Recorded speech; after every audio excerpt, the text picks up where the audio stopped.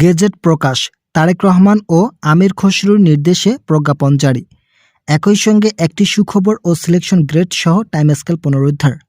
প্রধানমন্ত্রী তারেক রহমান আমির খসরুর সঙ্গে একটি বৈঠক করেন। এই বৈঠকে পূর্বের বন্ধ হয়ে যাওয়া সিলেকশন গ্রেড ও টাইম স্কেল পুনরায় চালু করার বিষয়ে আলোচনা করেন। সেখানে তারেক রহমান বলেন, সরকারি চাকরিজীবীদের বেতন বৃদ্ধি করার বিষয়টি সম্পূর্ণ যৌক্তিক। 2015 সালের পর থেকে 2020 সালে একটি নতুন বেতন স্কেল বাস্তবায়নের সময়সীমা নির্ধারণ ছিল, কিন্তু কোনোভাবেই পূর্বের সরকার এটি বাস্তবায়ন করেনি। এতে করে কর্মকর্তাদের খুব একটা অর্থনৈতিক অবস্থা ভেঙে না পড়লেও যারা নিম্ন গ্রেডের চাকরিজীবী আছে তাদের অর্থনৈতিক অবস্থা ক্ষতিগ্রস্ত হয়েছে। তাই কর্মচারীদের অর্থনৈতিক অবস্থা বিবেচনায় এনে পূর্বের সকল ভাতা পুনরায় চালু করার নতুন সিদ্ধান্ত নেওয়া হচ্ছে।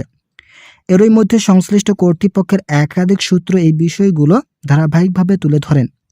নাম অপ্রকাশিত রাখা শর্তে একজন ঊর্ধ্বতন কর্মকর্তা বলেন, বেতন বৃদ্ধির বিষয়টি অত্যন্ত জটিল একটি প্রক্রিয়া। ইতিমধ্যেই পূর্বের সরকার যে কমিশন গঠন করেছিলেন সেই পে কমিশন একটি রিপোর্ট তৎকালীন প্রধান উপদেষ্টার কাছে হস্তান্তর করেন। সেখানে বেতন বৃদ্ধির বিষয়গুলো উল্লেখ করা হয়েছে গ্রেড অনুযায়ী। মোট কথা, পূর্বের সকল গ্রেড বহাল রেখে শুধুমাত্র বেতন সর্বনিম্ন 20,000 টাকা নির্ধারণ করা হয়, যেটা বর্তমান সময়ে খুবই আলোড়ন সৃষ্টি করেছে। তবে তারেক রহমান বলেন, গ্রেড সংখ্যা পরিবর্তন করা প্রয়োজন। যদি আগের গ্রেড সংখ্যা এখন পর্যন্ত বহাল রাখা হয় তাহলে কর্মকর্তা ও কর্মচারীদের মাঝে নতুন করে বৈষম্য সৃষ্টি হতে পারে। তাই তাদের সকল ধরনের বৈষম্য নিরসনের লক্ষ্যে পূর্ণাঙ্গ বেতন স্কেল বাস্তবায়নের নতুন রূপরেখা তৈরি করা হচ্ছে। যারা এখনও চ্যানেলটি সাবস্ক্রাইব করেনি তারা অবশ্যই সাবস্ক্রাইব করুন। আমির খসরু বলেন, আমরা বিভিন্ন অর্থনীতিবিদদের সঙ্গে এই বিষয়ে আলোচনা করেছি। তাদের ধারণা মতে যদি অন্তর্বর্তীকালীন সরকারের আমলে এটি আংশিকভাবে বাস্তবায়ন করা হতো তাহলে হয়তো নবনির্বাচিত সরকারকে খুব একটা হিমশিম অবস্থায় পড়তে হতো না। তাই বেতন বৃদ্ধির বিষয়টি বর্তমান সময় একটু পিছিয়ে পড়ে থাকলেও আগামী 1 মাসের মধ্যে এটি কার্যকর করা প্রয়োজন। যদি ঈদের আগে কার্যকর করা সম্ভব না হয় তাহলে এটি পরবর্তীতে জটিল আকার ধারণ করতে পারে। বিশেষ করে সরকারি চাকরিজীবীরা আন্দোলনে নামলে দেশের বিভিন্ন অফিস আদালত বন্ধ হয়ে যাবে। এতে করে সাধারণ মানুষ সরকারি অফিসের সুযোগ সুবিধা থেকে বঞ্চিত হবেন। তাই এই ধরনের সমস্যাগুলোর সম্মুখীন হওয়ার আগেই গেজেট প্রকাশ করার মাধ্যমে সরকারি চাকরিজীবীদের দীর্ঘদিনের সমস্যার সমাধান করবে বলে ইতিবাচক সিদ্ধান্তের কথা জানিয়েছেন আমির খসরু। অর্থ মন্ত্রণালয়ের একজন ঊর্ধ্বতন কর্মকর্তা বলেন, আমরা বেতন বৃদ্ধির বিষয়টির সঙ্গে ওতপ্রোতভাবে জড়িত। প্রাথমিক দিক থেকে যে বিষয়গুলো নিয়ে আলোচনা হয়েছিল, নবনির্বাচিত সরকার ঠিক সেই বিষয়গুলো নিয়েই এগিয়ে যাচ্ছেন।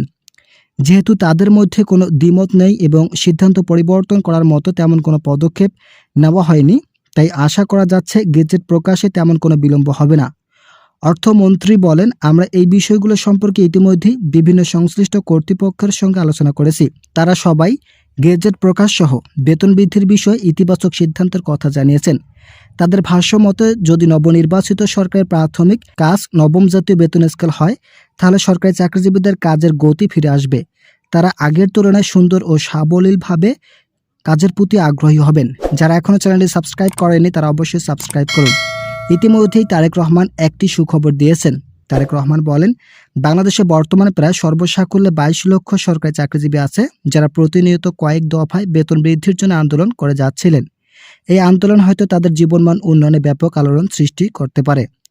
আমরা যদি প্রাথমিকভাবে গেজেট প্রকাশ না করি তাহলে দেশের অর্থনৈতিক সিদ্ধান্তগুলো বিবেচনায় নেওয়া হলে পরবর্তীতে এটি বাস্তবায়ন হওয়া সম্ভাবনা ক্ষীণ হয়ে যাবে। তাই সকল দিক বিবেচনা করে আগামী ঈদের আগে গেজেট প্রকাশ করার প্রতিশ্রুতি দেন। তার ভাষ্যমতে যদি আগামী ঈদের আগে গেজেট প্রকাশ করা হয় তাহলে বাংলাদেশের সরকারি চাকরিজীবীদের দীর্ঘ প্রতীক্ষিত আকাঙ্ক্ষা পূরণ হবে। তবে এখানে অনেকেই ভিন্ন মত পোষণ করেছেন। তারা সবাই বলেছেন, যদি এই সরকার প্রাথমিক কাজ বড় একটি আর্থিক বিষয় নিয়ে করে থাকেন তাহলে হয়তো পরবর্তীতে দেশের বিভিন্ন জায়গায় অর্থনৈতিক সংকট লক্ষ্য করা যেতে পারে। সকল কিছু দিক বিবেচনায় নিয়ে বুঝে শুনে বাস্তবায়ন করা প্রয়োজন। যেহেতু সরকার প্রধান চাচ্ছে পূর্ণাঙ্গ বেতন স্কেল বাস্তবায়ন করা হোক, তাই যদি এটি পূর্ণাঙ্গভাবে বাস্তবায়ন করা হয় তাহলে কিছু কিছু জায়গায় সংশোধন বাধ্যতামূলক আনতে হবে। তা না হলে সরকারি চাকরিজীবীদের অর্থনৈতিক গতি ফিরে আসলেও দেশের মধ্যে ব্যাপক অস্থিতিশীল অবস্থা তৈরি হতে পারে। ভিডিওটি শেষ করার পূর্বে যারা এখন আমাদের এই চ্যানেলের নতুন সদস্য আছেন তারা পরবর্তী আপডেট পেতে চ্যানেলটি সাবস্ক্রাইব করুন।